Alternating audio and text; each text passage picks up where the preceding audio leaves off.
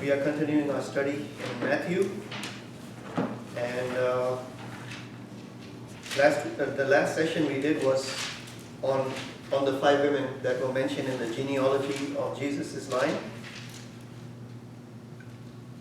We are going to be just studying Matthew chapter 1, verse 2, the first word, which is going to be Abraham.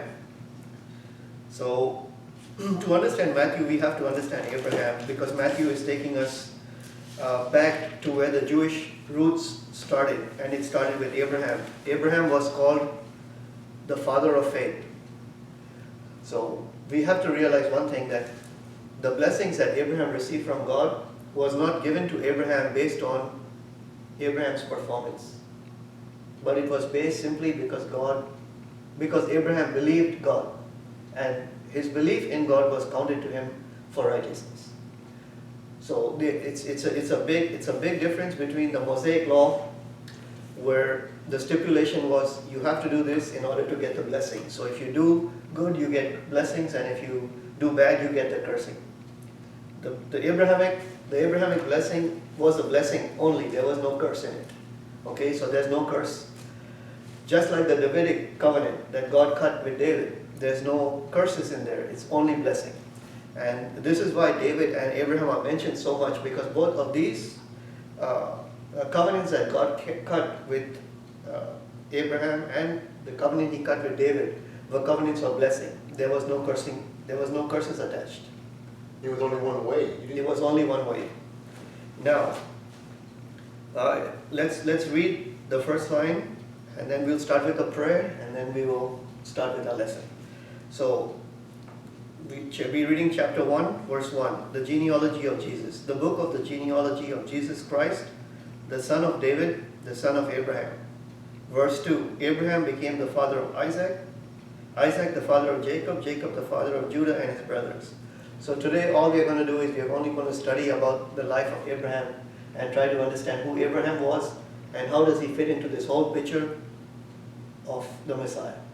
Okay? So we learned, let's start with a prayer. In the name of the Father, and of the Son, and of the Holy Spirit. Amen. Oh Father, please bless us. Send your Holy Spirit here to open your word so that we may learn to love and understand you more and learn what you want from us. We can only learn that by knowing more about you. So bless this session, bless this prayer. In Jesus' name we ask this. Amen. So, Abraham, let's go back a little bit. We started first, even though this is not mentioned in the genealogy of Matthew, but it helps to get a little background of where Abraham fits into this whole picture.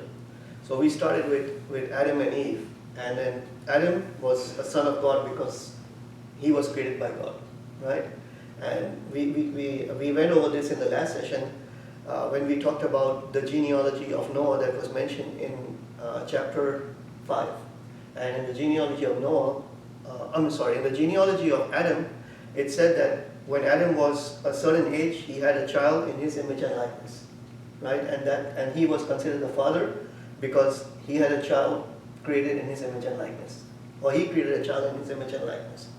Chapter 5. So it means that if you are created in an image and likeness of someone, then that person becomes your father. And God created Adam in his image and likeness. So this is why God is the father of Adam. Also because he created him. Okay? And he put his breath into him. Adam sinned, and Adam and his wife were thrown out of the garden. The two cherubim were placed outside the gates of the garden. Again, we have this conceived notion that even though Adam lost the rights to be in the garden, and the garden is always in the terms that the Jews use, called a temple, and Adam was basically there to serve as a priest in the temple, and he was supposed to look after the animals and everything and serve just like a priest serves in the temple, cleaning and looking after everything. But Adam lost that right. And then God placed the two cherubim, and we think in our minds that the cherubim were placed there to stop Adam from going back into the garden. In one way, yes, because God wanted to make sure that Adam would not go into the garden and eat from the tree of life and live forever in a fallen state. But you wouldn't need two. But you wouldn't need two cherubim, right? Because only one cherubim would have been enough to kill 144,000 men. So the main reason the cherubim was placed there was for Satan not to enter the garden and destroy the tree of life. Okay, it was not for Adam to get to the tree of life, but actually to stop Satan from getting there. Okay? The tree of life, we talk about the tree of life, but the tree of life is actually, the Bible uses a term for trees to also describe man. And if that doesn't, if that seems like a kind of a difficult to understand, think of it like that. In the Psalms, David says that you will be like a tree planted by the waterside. So God is using that term for humans, that we will be like trees, right? And even when Jesus cured the blind man, and he poured the stuff and he cleaned his eyes out and he asked him, what do you see? The blind man said, I see men like trees. So you see so Jesus is the tree of life. Okay, so Jesus is the tree of life. And the only way that we get to live forever is how do we get to live forever? We have to what? We have to eat from the tree. And this is why Jesus said that my flesh and my blood. So when we take communion, basically what we are doing is eating from the tree of life. And this is how we live forever. Okay? So even back in Genesis, they were describing the Eucharistic Right. liturgy. Again, coming back to the term Eucharist, it might sound like a very big word and hard to understand, but you know what the word Eucharist means? Is it Greek or is it? Eucharist is Greek. That's Greek. Yeah. So what does the word Eucharist mean? All it means is thanksgiving. So all Eucharist means is thanksgiving to God. So when we are in a Eucharistic celebration, we are thanking God because not for anything that we did on our own or on our merit, but because of His grace and because of His loving kindness and because of the Hebrew word that they use called Hesed. Hesed means God's loving kindness, His faithfulness, it's His loyalty, it's His love. It's all wrapped into one big word. Okay? They also call it a host, right? The host. The host. The Eucharist, you talk about the host, the communion. Yes. The communion is basically the bread. The bread is the broken body of Christ because it's broken. So it's symbolized by the breaking of the bread, which was His body broken for us. And the shed blood is the cup of wine, the cup of blessing which we bless. Right? And we receive blessing by blessing others because we are sharing that cup not in selfishness that is only for me, but for everybody gathered here, for the whole assembly. Okay? So after Adam and Eve got kicked out of the garden, they had Cain and Abel, and we know the story of Cain and Abel. Then we have Seth. We come down the line all the way up to Noah. At that time, the earth got totally corrupt, and God decided to destroy the world and start again. So God started with Adam, one man. It didn't work with one man, right? Then He chose a family, which was Noah, his wife, and 3 sons, and the 3 daughters, and the 3 wives. So He started with a family of 8. Didn't work, because after that, man still fell into sin. God told man to disperse, spread across all over the earth, and so His word would reach all over the earth. But instead of that, in rebellion, Nimrod came and he built the Tower of Babel. He was trying to reach God on his own terms, rather than on the way God was trying to show us. Because man, no matter how hard we struggle and try, we can never go up and reach heaven. We can never reach God. The only way that we can be reconciled with God is for God to come down to earth. Right? Because we can reach up, but He can come down. Okay? So God, they use the word Peleg because in that time the earth was divided. How did the earth get divided? It got divided by languages, by tongues. Okay? So you see the separation of all human beings. The language got separated, and the tongue, because of the tongues, all mankind could not communicate with each other, and then they were forced to spread out. His will was And God still imposed His will. Now, what was Nimrod trying to do? He was trying to establish his kingdom, which would have been land, right? He was trying to make a name for himself because the Bible tells us that they said, let us make a name for ourselves and build a tower. Because that was a symbol to the whole world of their strength and their power. This is why also even today nations on the earth, the ones that are in power, they try to build the tallest building and show, look what we did, or look what we accomplished, right? Bearing your chest and beating your chest like a big gorilla. So this is the reasoning behind the building of the tall buildings. And if you look at when Europe was in power, at that time the tallest building was in England and France. The power shifted to America. America had the tallest building. Now the power is shifting back to the Middle East or to China, and they have the tallest buildings. To both of them. To both of them. So they're all trying to build that tower to the sky. So again, God tried to do it with one man, didn't work. God tried to do it with one family. Let's go back. I know my mind jumps a lot, but let's go back and look at Adam. Okay, so in the only one rule that God gave to Adam was, hey, you can eat from all of the trees in the garden, but except from one tree in the garden, do not eat from it, right? God didn't ever tell him not to touch it. He just said, don't eat from that tree, because the day you eat from it, you will surely die. Or dying, you will surely die. And Adam, supposing Adam had not sinned, and man was living in the garden, and Adam would have had kids, right? But Adam didn't sin, because Adam didn't touch the tree. But that sword would have always been hanging over mankind's neck. Because how could you tell that the next generation wouldn't eat from that tree?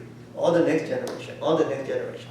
So that was not an atmosphere conducive to peace and rest. Because there would always be that fear that, hey, my son or my son's son or my son's son would eat from the tree and die, right?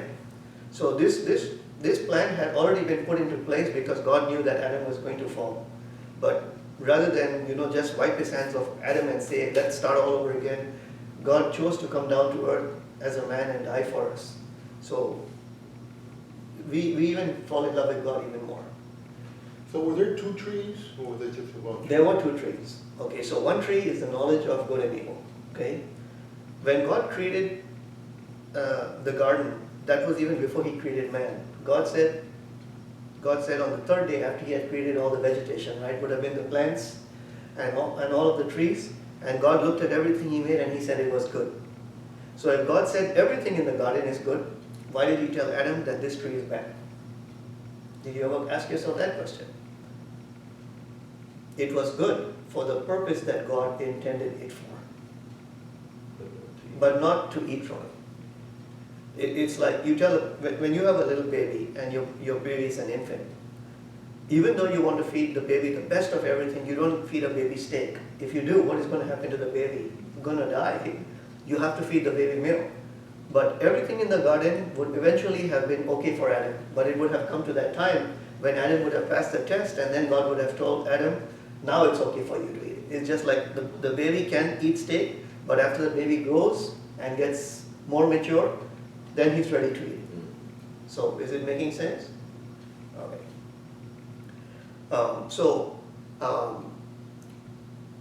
Adam is called God's firstborn. Correct? And yet it says that Jesus was before Adam.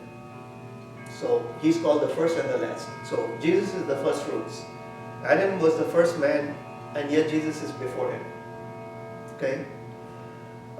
When we say firstborn, you know what we think? That, okay, say a man and a woman get married, and their first child is called firstborn. That's not what Hebrew thought says. To Hebrew thought, firstborn does not simply refer to the first child that's born to a couple. Okay? There are specific qualities which qualify the child for service. And only through these qualities or these rules that the child meets, then he can be called a firstborn. Okay? So the first thing, the first child has to be born to the mother. So it has to be the first child of the mother, not the father. Okay? The first child of the mother. This is why Jesus is called the first, because he was the first son of Mary. Okay? His parents should neither be Kohanim or Levites. Okay, so they can be priests, Kohanim, or they can be from the tribe of Levites. They can't? They cannot. Okay. So Okay, why do we say that? You know why? Because when God rescued all of the Israelites from Egypt, okay, God said, because I rescued all all of the Israelites from Egypt, all of the firstborn are mine. So all of the firstborn belong to God. Whether it was a human or an animal, okay, even a bird, anything that's born in the Israelite family, the firstborn considered God's.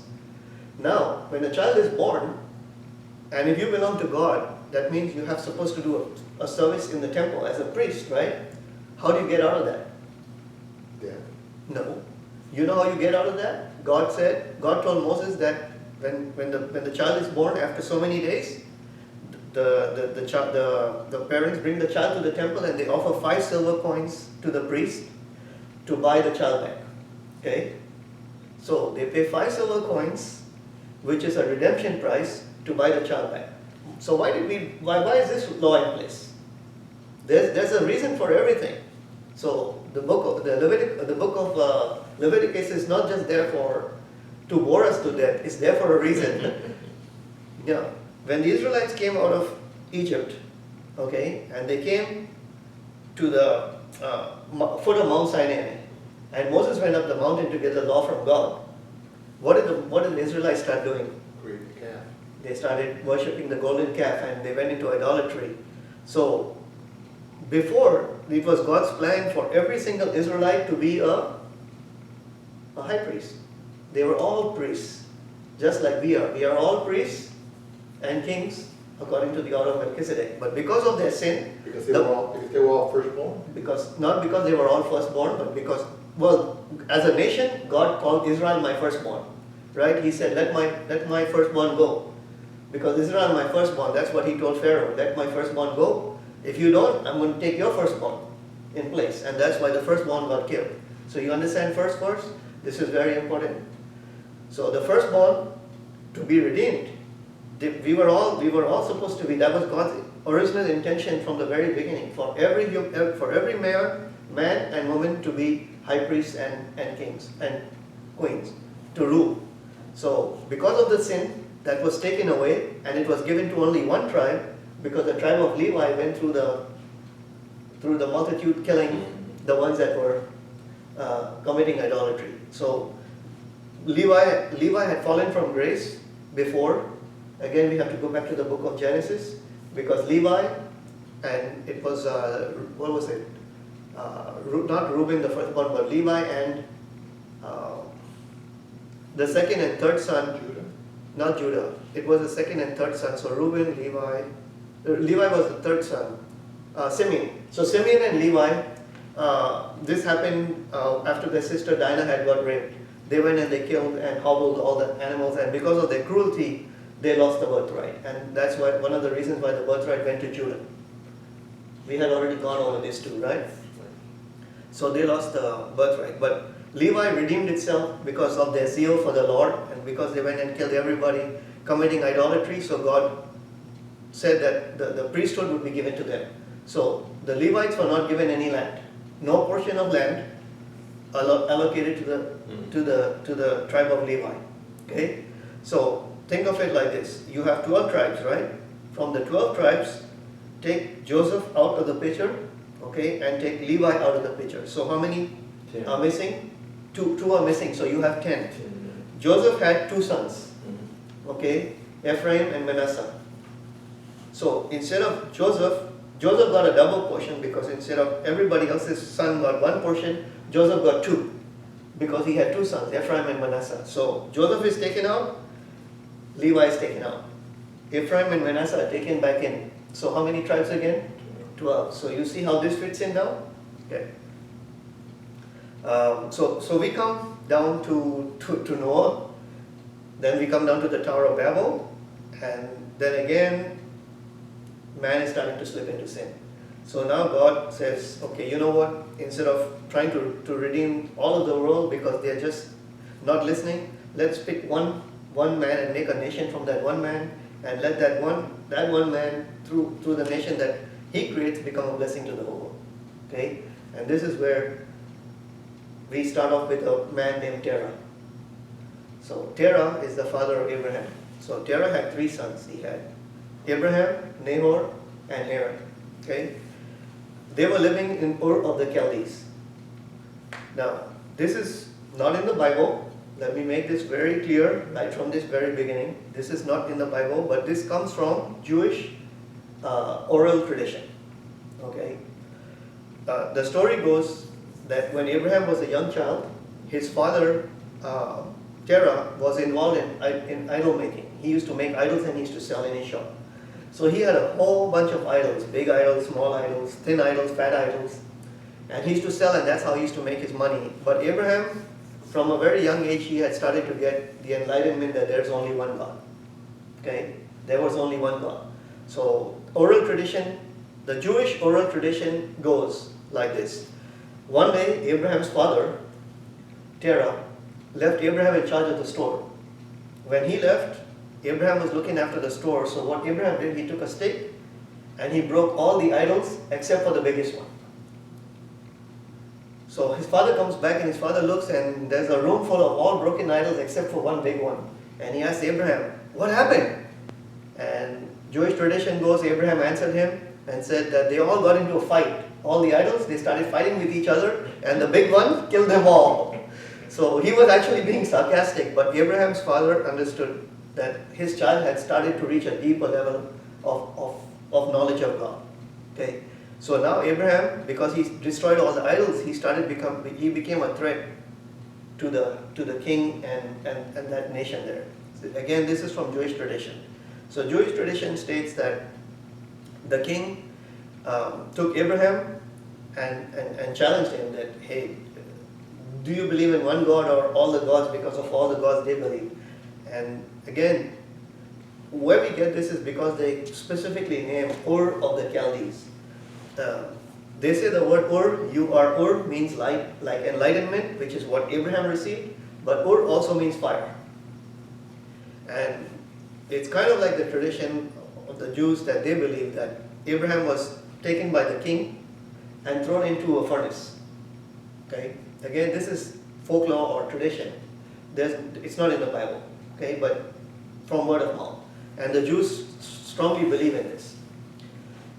So just like the Catholic Church has got written laws and we have oral tradition, the similar way the Jews also do the same. They have the Torah, but they also believe in oral tradition.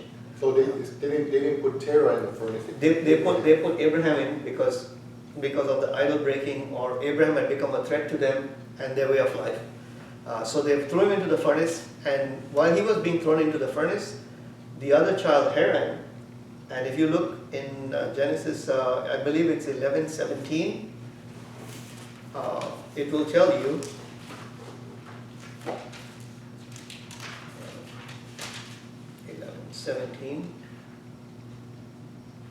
Eber lived 430 years after he begot Peleg. Keep reading. When Peleg was 30 years old, he got Reu. Peleg lived 209 years after he begot Reu, and he had other sons and daughters.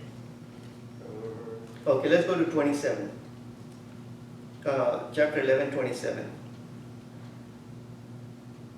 You see where it is? Mhm. It says, go ahead, read it. These are the descendants of Terah. Mhm. Terah begot Abram, Nahor, and Haran begot Lot. Haran died before Terah his father in his native land, in Ur of the Chaldees. Okay, let's stop there. So it says that Haran died. Okay, Haran died in Ur of the Chaldees. Haran also means fire. No, I'm sorry. Haran means wall. It's a wall of separation. Okay, but it's not mentioned about Nahor, and so Nahor is not in the picture because he probably wasn't a threat. But it says that Abraham and Nahor, Jewish tradition states that Abraham and Nahor were, Haran. Abraham and Haran were a threat. So when they threw Abraham into the furnace, Haran was standing there and he decided that if the king questions me, if Abraham wins and nothing happens to him, then I will side with Abraham. But if Abraham dies in the fire, I'll side with the king. So it says that Abraham walked out of the fire unscathed, and then the king asked Haran, whose side are you on? And he said, I'm on Abraham's side. So they picked him and they threw him into the fire. But because he didn't do it out of faith. He was just doing it to save his own skin. That God didn't save him from the fire and he died. So he died before his father. Now, Terah, again, according to Jewish tradition, and I'm repeating this over and over, so we will be very specific. This is not in the Bible. According to Jewish tradition, that Terah was probably afraid that his other sons would be killed too. So this is why he ran from Ur of the Chaldees and he went all the way up to Haran, which was the last point before entry into the promised land. And he stopped right there. But he would not give up his idolatry. So he was not called. Well, he was not called. He was fleeing. He was fleeing. Okay. So then God called Abraham. After the father died, then God called Abraham and told him, leave your land, leave your country, leave your family, and go to the land I will show you. And then he made 3 promises to Abraham. The promises given to Abraham were threefold. It was for land, to make him into a great nation, and to make him a blessing to others, and to give him a great name. So just before this story, we see the Tower of Babel, where people were trying to make a name for themselves. They were trying to become a big nation, and everything that they were trying to do on their own, God gives it to Abraham as a promise. Okay? And if you look even today and you see how can a promise made to any person like 2,000 or 4,000 or 6,000 years ago, and is there any proof that God's word is true? Yeah. Does Abraham have a great name today? Yes, he does. Does Abraham descendants as many as the stars and in the sky and the sand on the sea? Yes, he does. It probably wasn't the way Abraham thought. envisioned it, Well, but it ended up being that. it ended up being that way. So let's go through the story of Abraham for a little bit.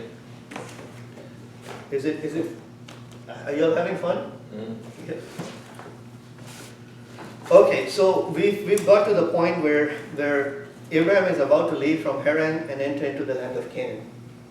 Okay, now think again, this is again all based on land rights.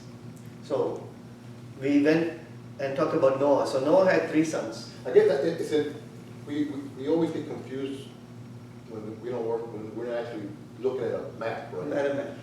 So Haran is actually upriver Yeah, well, or downriver. well you talk about the Ur of the Chaldees is down, it's like in the Mesopotamian basin. Right. The word Mesopotamia means between 2 rivers.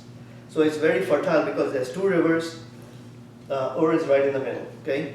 Now, to the east, okay, you have Iran, Iraq, all of those places up. This way you have Syria, and you have Canaan, right? Now think of the 3 sons that Noah had.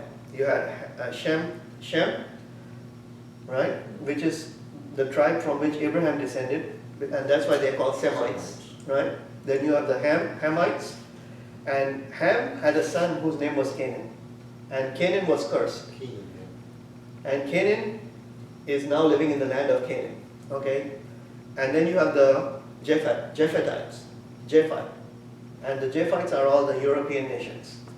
So they went and settled up north in Russia and Europe and all of those places, okay? But God told Ham that he would be a slave to Shem, and Japheth would share the tent with Shem. So the European and the Semites would be together, and Ham would be serving them. So now, when God promised Abraham that you come to the place that I will show you, and I will give you the land, and I will make your name great, and I will make you a blessing. But God told him, don't take your family, just leave everybody, just you go, right? But Abraham, he listens to God, but he doesn't obey him all the way, because he disobeyed God by taking Lot with him, and Lot was his nephew. So just remember one thing, Abraham's father Terah had 3 sons and a daughter. So he had Abraham, Nahor, Haran, and his daughter was Sarai. He had 2 wives, or maybe more, but Abraham, Nahor, and Haran are from one wife. But even though Terah is the father of Abraham, but he also had a daughter 10 years younger than Abraham from another woman. So legally that would make Sarai a half-sister of Abraham. Half-sister or cousin too? Or and cousin. Either way you look at it, right? So, but she's a half-sister. Legally, she's a half-sister. I guess you always take the higher one up. The higher one. So she becomes a half-sister. So he leaves, but he leaves, he follows, he believes in God. He leaves his comfort zone and he goes to a place that he doesn't know anything about. So this is where his faith is coming in, but he doesn't believe all the way because he doesn't listen all the way. And God wants total obedience. So the promises to Abraham could not be fulfilled until God received total obedience from Abraham. This is why Lot had to be removed from the picture. So now we are going to see, first of all, how Lot gets removed from the picture. So Abraham goes to the land of Canaan. And even though, who's, you see, this is where we see God's, the word that we use and we hear a lot is called sovereign election. Sovereign election means that God is in power, God is in control, and it's His rule. What God says will happen, regardless of what man does. Who's in the land of Canaan right now? It's the Hamites. The Canaanites. Canaan. The Canaanites, right? Which are The Hittites, the Hivites, all of these different tribes, right? But basically the Canaanites, because can't call the land of Canaan. So, who's legally in charge of that land? It's the Canaanites, because that's their land, they are living there, right? But as far as God is concerned, who does that land belong to? His people, Abraham. It's going to belong to Abraham, right?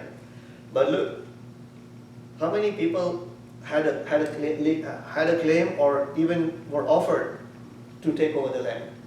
When God told Abraham that this land, even though the Canaanites are living there, you are going to have this land, right? Abraham offered to God. Who did he offer first? He told God that Eliezer of Damascus is my servant, and after I die, because I'm childless, he's going to take over all my property. So was Eliezer going to become the owner of the land? God said no.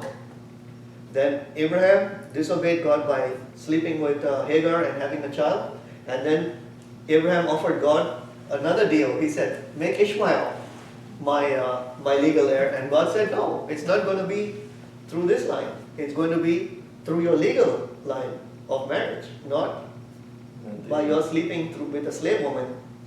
And a slave will always be a slave, but the son is free, right? They said that the slave can be a master in the house only for a little while, but only the son has possession of the house. That's what Jesus said, right? And so only the son can set you free, nobody else. So first of all, Abraham, born in Mesopotamia, died in Canaan, right? Died in Canaan. Where was his resting place? The cave. It was a cave, and the cave was called the Cave of Machpelah, right? How many wives did Abraham have, or how many women were associated with Abraham? One was his legal wife, 3. So we had Sarah, then we had Hagar, the Egyptian slave girl that he had a child with called Ishmael, and then he had another woman that he married after Sarah died, and he legally married her. Her name was Keturah. Jewish tradition, or some of the Bible scholars also say that Hagar and Keturah are the same woman. So by Abraham marrying her, he legalized her. This is just like the Jews and the Gentiles. So by marrying her, because Sarah passed away, so that he's free to marry her, so he legalizes her. But again, that's not in the Bible. Okay, it's just speculation. And so even back then, the definition of marriage was between One man and one woman. Then you have Keturah, and so from Keturah, so from Hagar he has Ishmael, from Sarah he has Isaac, and from Keturah he had 6 sons named Zimran, Jokshan, Midian, Ishbak, and Shua. Right? So the first was Ishmael, right? Then Isaac, then 6 sons. So Jesus represented by Isaac, right? Okay. Ishmael represented as Adam. He's the firstborn, but Adam couldn't make it, so Ishmael's out of the way. The second son, first fruit, Isaac, he was represented by Jesus. Then you have 6 after that. 6 is the number of men. we have not got into God's rest. So this is all of the nations of the earth represented by the other 6 names.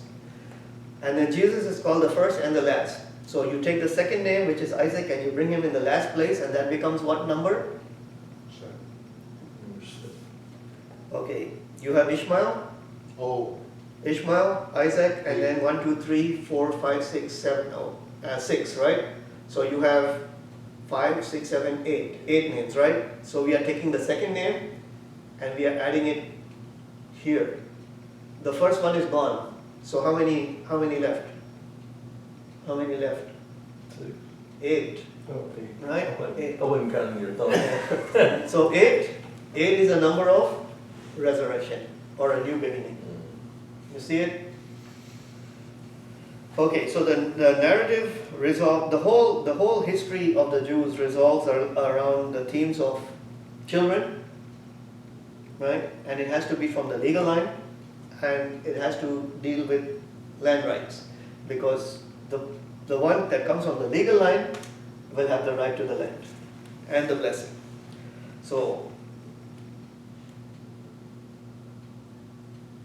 a lot of the times too that the Jews say that the stories, some of the stories are made up because when the Jews went into the Babylonian exile,